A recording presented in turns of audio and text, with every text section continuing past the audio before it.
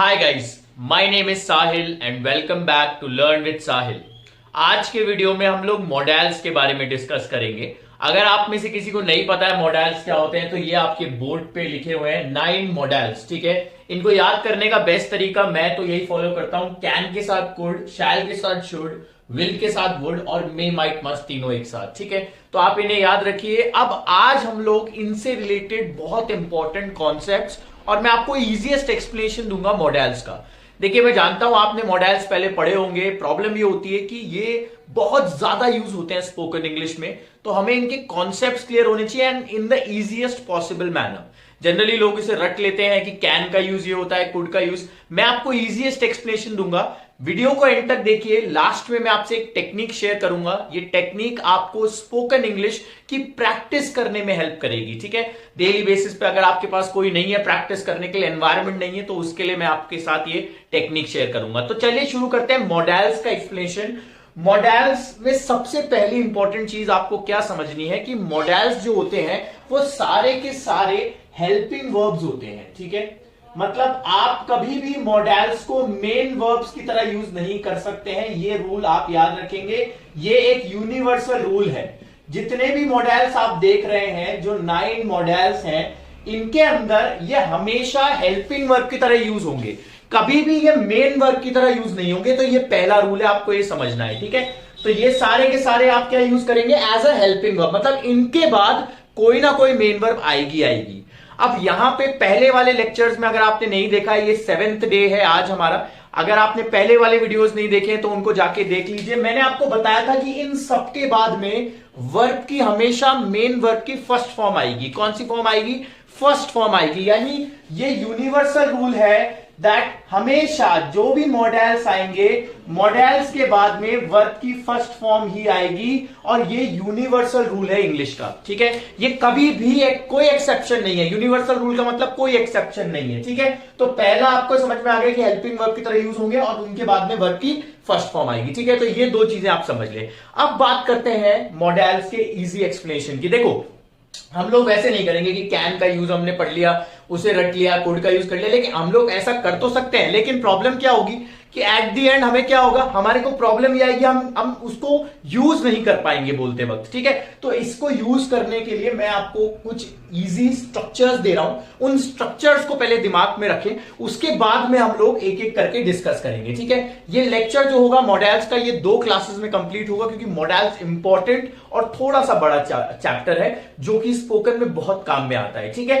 तो चलिए शुरू करते हैं। 3 स्ट्रक्चर्स हमारे इंपॉर्टेंट होते हैं जो हम मॉडल्स के लिए यूज में आते हैं। ठीक है, पहला, मॉडल्स के स्ट्रक्चर्स यूज आते हैं पास्ट के अंदर, जब हमें पास्ट के बारे में बात करनी हो। ठीक है, मैं आपको अभी एक एक करके पूरा एक्सप्लेन करूंगा। दूसरे स्ट्रक्चर्स जो होते हैं, ये 3 स्ट्रक्चर्स मैं आपको बता रहा हूं। दूसरे स्ट्रक्चर्स प्रेजेंट और फ्यूचर को शो करता है। ठीक है, एक एक स्ट्रक्चर है, मतलब एक स्ट्रक्चर में आपको पास्ट का दूंगा, एक प्रेजेंट फ्यूचर का दूंगा और एक क्वेश्चन वालों का दूंगा। ये तीनों स्ट्रक्चर्स आपको ध्यान रखने हैं। इन तीनों स्ट्रक्चर्स के अंदर हम मॉडल्स को यूज करते हैं। 3 स्ट्रक्चर्स। ठीक है, पहला स्ट्रक्चर बात करते हैं पास्ट वाले। बात करते हैं पास्ट वाले स्ट्रक्चर की। पास्ट वाले स्ट्रक्चर में सबसे पहले आप सब्जेक्ट लगाओगे, उसके बाद आप मॉडल का यूज करोगे, उसके बाद में you will put an have and then you will put third form of verb. ठीक है, this is the structure for past. यानी पास्ट के अंदर आपको जब भी मॉडल यूज करना है, आप इस स्ट्रक्चर का यूज करोगे। ठीक है, मैं आपको एग्जांपल के साथ अभी एक एक करके बताऊंगा। पहले हम प्रेजेंट और क्वेश्चन वाला स्ट्रक्चर भी लिख लेते हैं। ठीक है,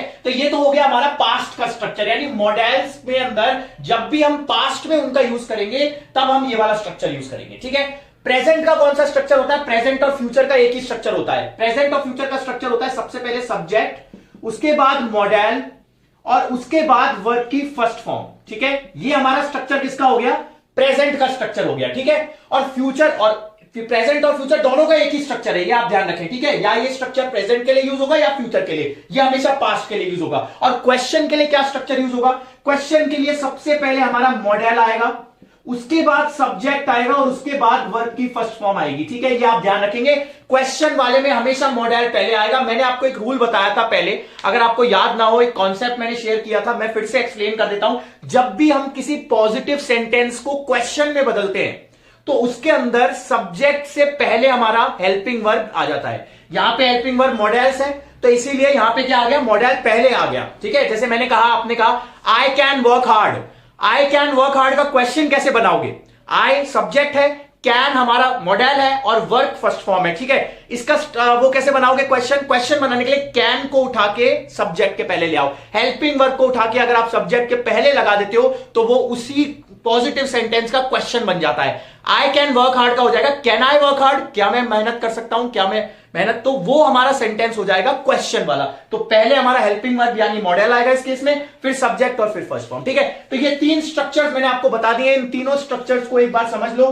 फर्स्ट स्ट्रक्चर है हमारा पास्ट के अंदर, सेकंड स्ट्रक्चर प्रेजेंट और फ्यूचर का है, और तीसरा स्ट्रक्चर क्वेश्चन वालों का है। ठीक है, अब एक एक एग्जाम्पल ले लेते हैं। ठीक है ना, देखो पास्ट का एग्जाम्पल मैं लेता हूं, कोई सा भी लगा दो इसके अंदर से। अच्छा, एक चीज और मैं आपको बता देता हूं, कुछ मॉडल्स होते हैं जो इन तीनों स्ट्रक्चर में जिनका एक्सेप्शन है। ठीक है, मतलब एक्सेप्शन का मतलब क्या है कि वो मॉडल्स इस स्ट्रक्चर में नहीं यूज होंगे, सारे के सारे 9 के 9 यूज नहीं होंगे, इसमें कुछ एक्सेप्शन है जो आपको याद रखना है। और यहां पे पास्ट वाले केस में जो एक्सेप्शन है वो है कैन, यानी कैन हम लोग इस स्ट्रक्चर में यूज नहीं कर सकते हैं, ध्यान रखना। ये जो मैं आपको बता रहा हूं ये बहुत इंपॉर्टेंट है, कैन हम लोग इस स्ट्रक्चर में नहीं यूज कर सकते हैं। उसके अलावा कोई भी उठा लो, जैसे मैंने आपको उठा लिया शुड उठा लिया, तो आप शुड का बताते हैं इसका स्ट्रक्चर, आई शुड। ठीक है, मॉडल लगाना है, उसके बाद क्या लगाना है, हैव, और हैव के बाद third form, I should have read the newspaper. चलो रेड तो सेकंड, थर्ड फॉर्म आपको थोड़ा कंफ्यूजन हो जाएगा। I should have worked hard ही कर लेते हैं। चलो, I should have worked hard, I should have worked hard का मतलब क्या है, मुझे मेहनत करनी चाहिए थी। अब यहां पे देखो पास्ट का बन गया ना सेंटेंस, यानी कि कोई सा भी मॉडल उठा के लगाओ कैन को छोड़ के, कोई सा भी मॉडल यहां पे उठा के लगा दो और आपका हमेशा क्या बन जाएगा, पास्ट का सेंटेंस बनेगा। ठीक है, इनके यूजेस जो है शुड का, कुड का, वुड का, ये एक एक करके अभी हम पढ़ेंगे, आने वाले अगले लेक्चर में भी मैं आपको थोड़े से बताऊंगा। लेकिन अभी आप ये ध्यान रखें कि जब भी पास्ट के बनाने सेंटेंसेस हैव लगाओ और उसके साथ थर्ड फॉर्म लगा दो। ठीक है, एक और एग्जांपल जैसे मैं आपको देता हूं, जैसे मैंने कहा माइट, माइट को उठा लेते हैं, आई, चलो आई को हटाओ, सब्जेक्ट कुछ और बना लो, he might have gone to the party, he might have gone to the party, वो पार्टी में गया होगा, शायद गया होगा, पॉसिबिलिटी, माइट हमेशा पॉसिबिलिटी को शो करता है। आगे हम एक एक करके पढ़ेंगे। ठीक है, लेकिन यहां पे आप देखने वाली चीज क्या है कि मॉडल के बाद आप हैव लगा रहे हो और हैव के बाद में थर्ड फॉर्म लगा रहे हो, तो ये हमेशा क्या बन रहा है, पास्ट का सेंटेंस बन रहा है मॉडल में, कैन को छोड़ के। आप ये नहीं बोल सकते ही कैन हैव, ये गलत है। ठीक है, यहां पे ये गलत होगा, बाकी कुछ भी लगा लो, he could have, he should have, he will have, he would have, he may have, he might have, he must have, he shall have, this लग सकता है। ठीक है, तो इस तरह से आप कैन को छोड़ के बाकी सारे सेंटेंसेस बना सकते हो पास्ट के। जब आपको बनाने तो ये स्ट्रक्चर आप यूज करेंगे। ठीक है, ये स्ट्रक्चर्स आपके बहुत काम में आएंगे बाद में यूज करने में, स्पोकन में, क्योंकि मैं आपको इजी वे बताऊंगा, तो इसीलिए प्लीज इन स्ट्रक्चर को ध्यान से समझ लीजिए। और आई एम रियली सॉरी, तो यहां पे आप ये, मेरे को लगता है फर्स्ट स्ट्रक्चर पास्ट वाला क्लियर हो गया होगा। अब बात करते हैं प्रेजेंट और फ्यूचर के स्ट्रक्चर की। देखो प्रेजेंट और फ्यूचर के स्ट्रक्चर की जब आप बात करोगे तो इसके अंदर भी कुछ एक्सेप्शंस हैं जो हमें याद रखने हैं। ठीक है, अब एक्सेप्शंस क्या क्या है उनको आप समझो। देखो प्रेजेंट और फ्यूचर के अंदर मैं आपको एक खास बात बताऊं, उस प्रेजेंट और फ्यूचर में कोई एक्सेप्शन ही नहीं है, समझ में आ रहा है। प्रेजेंट और फ्यूचर के स्ट्रक्चर में कोई एक्सेप्शन नहीं है, यानी प्रेजेंट और फ्यूचर के वाले जो ये सेकंड स्ट्रक्चर है इसमें सारे मॉडल्स यूज होंगे, सबका अपना अपना यूज होगा। यानी कैन भी आ सकता है, कुड भी आ सकता है, shall, should, will, would, may, might, must, कोई सा भी आ सकता है, कुछ भी लगा दो, और ये हमेशा प्रेजेंट या फ्यूचर को डिनोट करेगा। जैसे मैंने कहा आई can talk in English, I can talk in English. अब इसमें क्या आपने लगाया, देखो सब्जेक्ट, सब्जेक्ट के बाद मॉडल, मॉडल के बाद फर्स्ट फॉर्म। मैंने आपको क्या कहा, ये किसको डिनोट कर रहा है, प्रेजेंट को डिनोट कर रहा है। इस केस में मैं इंग्लिश बोल सकता हूं, I can talk in English, समझ में आ रहा है, are you getting my point. तो ये हमारा क्या हो गया, ये हमारा प्रेजेंट का स्ट्रक्चर हो गया। फ्यूचर का बना लेते हैं, फ्यूचर का कैसे बनेगा, विल लगा दोगे तो ऑटोमेटिकली फ्यूचर का बन जाएगा। विल के अलावा आप क्या लगा सकते हो, माइट, माइट लगा के भी फ्यूचर का बना सकते हो। जैसे मैंने कहा he might come to the party, वो पार्टी में आ सकता है, पॉसिबिलिटी है ये फ्यूचर की, समझ में आ रहा है, किसकी पॉसिबिलिटी है, ये फ्यूचर की। हम लोग आगे एक एक करके सारे कॉन्सेप्ट पढ़ेंगे, मैं might, can, shall, should, will, would एक एक करके आपको बताऊंगा, लेकिन ये स्ट्रक्चर समझ लेने से हमें इन्हें याद रखना, इन्हें यूज करना आसान हो जाएगा। ठीक है, तो पास्ट के ये हो गए, फ्यूचर के और प्रेजेंट के ये स्ट्रक्चर हो गए। क्वेश्चन वाले का स्ट्रक्चर एक एग्जांपल ले लेते हैं। अच्छा, क्वेश्चन वाला जो है ना वो थोड़ा स्पेशल है। क्वेश्चन वाले में क्या होता है कि कुछ ही यूज होते हैं, सारे यूज नहीं होते हैं क्वेश्चन वाले में। ठीक है, कौन कौन से यूज नहीं होते हैं, शुड, माइट और मस्ट। ये तीन जो है ये यूज नहीं होंगे इस केस के अंदर भी, ठीक है। शुड यूज नहीं होगा, माइट यूज नहीं होगा और मस्ट यूज नहीं होगा, ये तीनों यूज नहीं होंगे। बाकी इनके अलावा बाकी सारे जो है वो भी स्ट्रक्चर में यूज हो सकते हैं। आप ये बोल सकते हो कैन आई, ठीक है, कैन आई, जैसे हम बोलते हैं can I come in, can I कम इन, ठीक है, ये एक स्लैंग है। वैसे कैन की जगह ज्यादा स्पेसिफिक होता है मे आई कम इन, ठीक है। जब आप रिक्वेस्ट करते हैं पोलाइट तो आप क्या बोलते हैं मे आई कम इन, लेकिन स्लैंग में हम लोग स्पोकन में कैन आई भी यूज कर देते हैं। तो मे आई कम इन, यहां पे देखो पहले क्या लग रहा है मॉडल, फिर क्या लग रहा है सब्जेक्ट, फिर क्या लग रहा है first form of verb. Is it clear? तो इस तरह से हम लोग ये पूरे स्ट्रक्चर बनाते हैं क्वेश्चन वाले फॉर्म में। अब आपको क्या करना है, ये सिर्फ 3 स्ट्रक्चर्स को एक बार अपने दिमाग में रखें, आपको समझ में आना चाहिए, क्योंकि आगे जो मैं आपको एक्सप्लेनेशन दूंगा उसमें आप इजीली इन चीज को कनेक्ट कर पाएंगे कि कौन सा स्ट्रक्चर यूज हो रहा है कौन सा नहीं हो रहा है। 3 स्ट्रक्चर्स आपको याद रखने हैं। पहला पास्ट के अंदर ये यूज होगा, प्रेजेंट और फ्यूचर में ये यूज होगा, और ये हमेशा क्वेश्चन के फॉर्म में यूज होगा। समझ में आ रहा है? तो यहां तक आप कर लीजिए, एक बार इसका स्क्रीनशॉट ले लीजिए, फिर मैं इसको रब करके मैं आगे आपको चलिए गाइस, तो अभी तक हम लोगों ने जो ये 3 स्ट्रक्चर्स पढ़े हैं वो आपको समझ में आ गए होंगे, और ये तीनों स्ट्रक्चर्स को आपको दिमाग में रखना है। इन 3 स्ट्रक्चर्स की हेल्प से हम इन सारे मॉडल्स को एक एक करके पढ़ेंगे और आपको इजीएस्ट वे में वो आपके दिमाग में सेटल हो जाएगा, ठीक है। तो अभी आज हम लोग 3 मॉडल्स पढ़ेंगे और बचे हुए 6 मॉडल्स मैं आपको अगली क्लास में, नेक्स्ट क्लास में कल पढ़ाऊंगा। आज हम लोग जो मॉडल्स पढ़ेंगे वो होगा माइट, मस्ट और शुड। ये तीनों थर्ड स्ट्रक्चर में यूज नहीं हो रहे हैं, इसीलिए हमें इन फर्स्ट और सेकंड स्ट्रक्चर के बारे में आज हम बात करेंगे, ठीक है। तो अब देखो, सबसे पहले माइट, मस्ट और शुड में से शुड को ले लेते हैं, ठीक है। देखो शुड जो है बच्चे, शुड का यूज जो होता है वो हमेशा रिकमेंडेशन के लिए होता है, ठीक है। अगर आप कोई रिकमेंडेशन कर रहे हैं, किसी को कोई बात बता रहे हैं, बोलना चाह रहे हैं कि आपको ये करना चाहिए, या मतलब आपकी तरफ से कोई रिकमेंडेशन है, आप उस चीज को सुझा रहे हैं दूसरे को, तो उस केस में शुड का यूज होता है, ठीक है। अब मैंने आपको देखो, अब यहां पे कितना इजी हो जाएगा स्ट्रक्चर से। मैंने आपको कहा अगर पास्ट का बनेगा तो ये वाला स्ट्रक्चर आएगा, और प्रेजेंट और फ्यूचर में से कोई बनेगा तो ये वाला स्ट्रक्चर आएगा। देखो अगर रिकमेंडेशन पास्ट का है तो ऊपर वाले स्ट्रक्चर में लगा दो, और अगर रिकमेंडेशन आपका किसका है, फ्यूचर का रिकमेंडेशन है, तब आप क्या लगाओगे, ये वाला स्ट्रक्चर लगाओगे। देखो जैसे मैंने कहा, ये वाला स्ट्रक्चर लगाते हैं पहले, he should attend the class, ठीक है। ये कौन सा स्ट्रक्चर है, ये स्ट्रक्चर देखो आप, ये स्ट्रक्चर नंबर 2 है, subject model first form, subject model first form. तो ये किस चीज को रिकमेंड कर रहा है, फ्यूचर को रिकमेंड कर रहा है, कि ये क्या कह रहा है कि आप देखो, मैंने कहा था ना फ्यूचर या प्रेजेंट में से एक कोई होगा, तो यहां पे क्या आएगा, फ्यूचर का रिकमेंडेशन होगा कि उसको क्लास अटेंड करनी चाहिए। अब यही रिकमेंडेशन अगर पास्ट में हो जाए तो उसको क्लास अटेंड करनी चाहिए थी, तब कैसे बोलोगे, फिर आप क्या बोलोगे, ही should have attended the class, he should have attended the class, ठीक है। ये किसका हो गया, ये आपका पास्ट का रिकमेंडेशन हो गया कि उसको करनी चाहिए थी।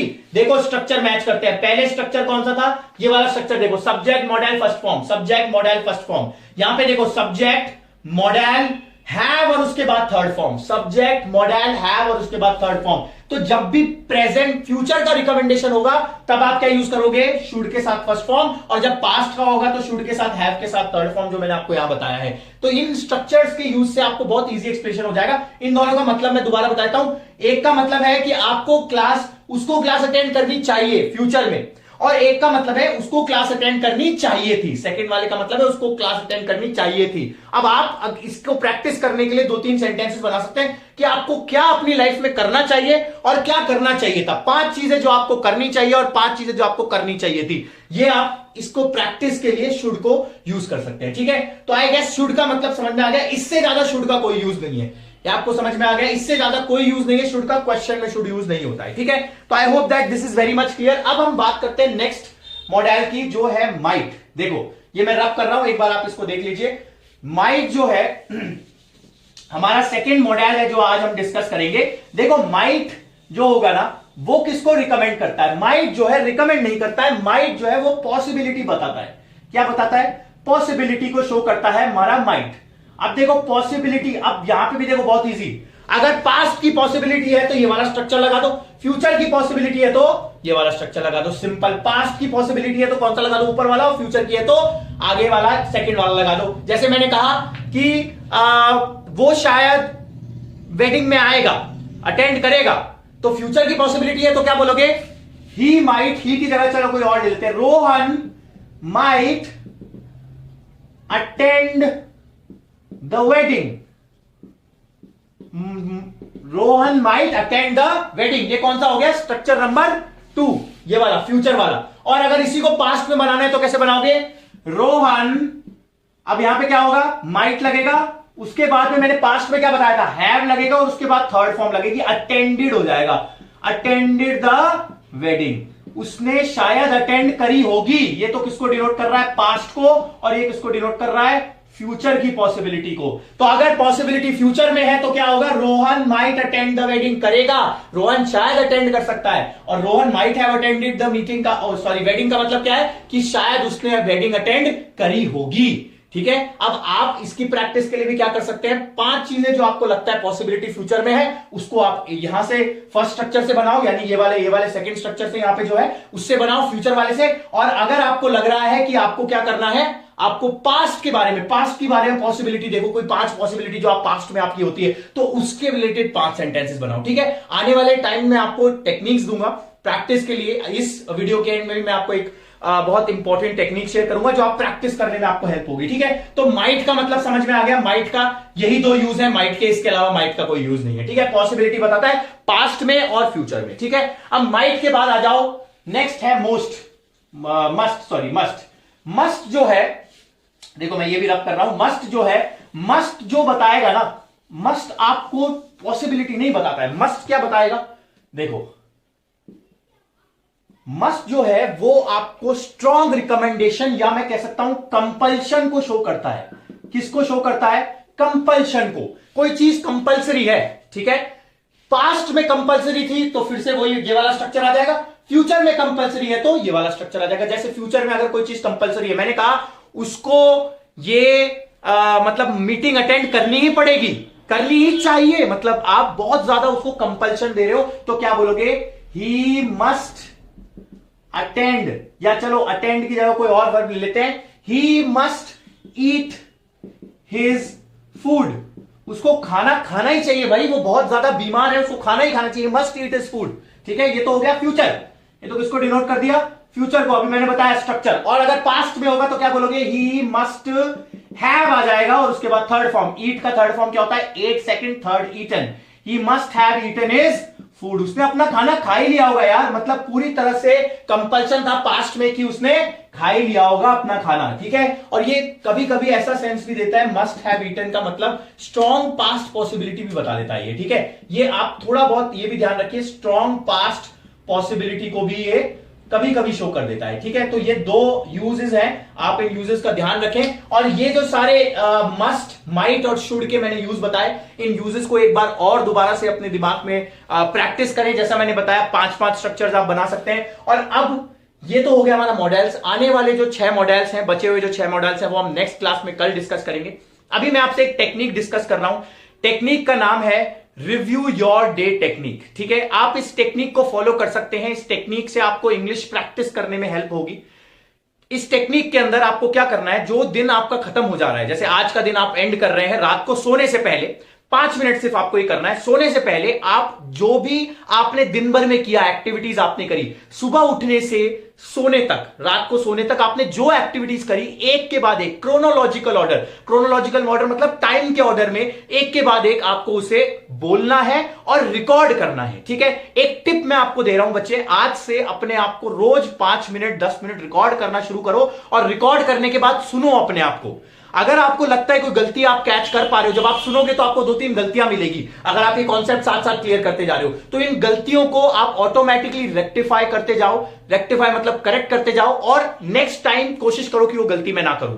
तो रिव्यू योर डे टेक्निक में सुबह से लेकर शाम तक आपने जो भी किया उसको पूरे को रिव्यू करो। इसमें जो स्ट्रक्चर आप यूज कर सकते हो वो सब्जेक्ट के साथ वर्ब की सेकंड फॉर्म होगी।